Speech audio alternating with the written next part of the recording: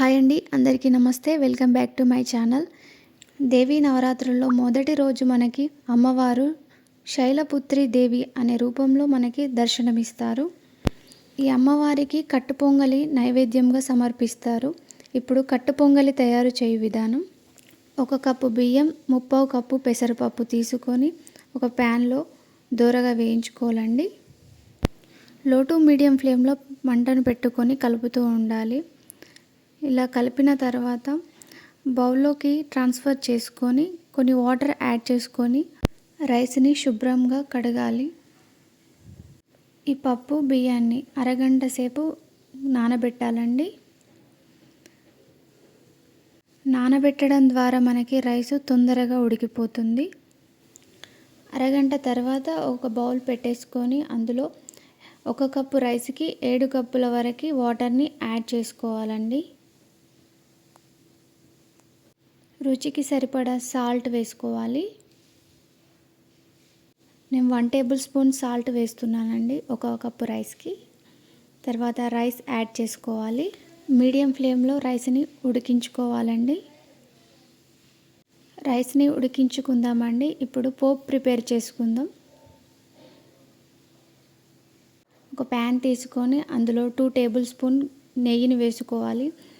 నెయ్యి and oil కూడా వేసుకోవచ్చండి. 1/2 టేబుల్ స్పూన్ జీలకర్ర, 1 టేబుల్ స్పూన్ ఆవాలు, కట్ చేసి పెట్టుకున్న పచ్చిమిర్చి ముక్కలు, కొద్దిగా పచ్చి శనగపప్పు వేసుకొని కలుపుతూ ఉండాలండి. కొద్దిగా కలిపిన తర్వాత కరివేపాకు, 2 రెమ్మల కరివేపాకు వేసుకోవాలి.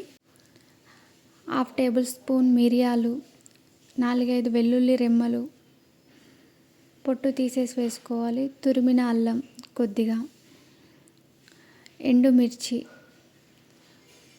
జీడిపప్పు పలుకులు వేసుకొని వేంపుకోవాలండి. అలాగే కొద్దిగా మీకు నచ్చితే టర్మరిక్ యాడ్ చేయండి, లేదంటే స్కిప్ చేయండి. నేను కొద్దిగా యాడ్ చేసుకున్నాను. 2 రెమ్మల కరివేపాకు వేసుకొని కలపాలండి. మీకు నచ్చితే కొద్దిగా ఇంగువ పొడి వేయండి. నేను ఇంగువ కొద్దిగానే వేసాను. ఆ తర్వాత ఉడికించిన రైస్లోకి ఈ పోపుని యాడ్ చేసుకుందామండి. యాడ్ చేసుకొని వెంటనే క్యాప్ పెట్టేసేయాలండి. పోపు ఫ్లేవర్ అంతా రైస్కి పట్టుకుంటుంది. ఒక 2-3 మినిట్స్ తర్వాత క్యాప్ ఓపెన్ చేసి చూసి కలుపుతూ ఉండాలి. అంతేనండి, కట్టు పొంగలి రెడీ. మీరు కూడా ఈ కట్టు పొంగల్ని ప్రిపేర్ చేసి అమ్మవారికి సమర్పించండి.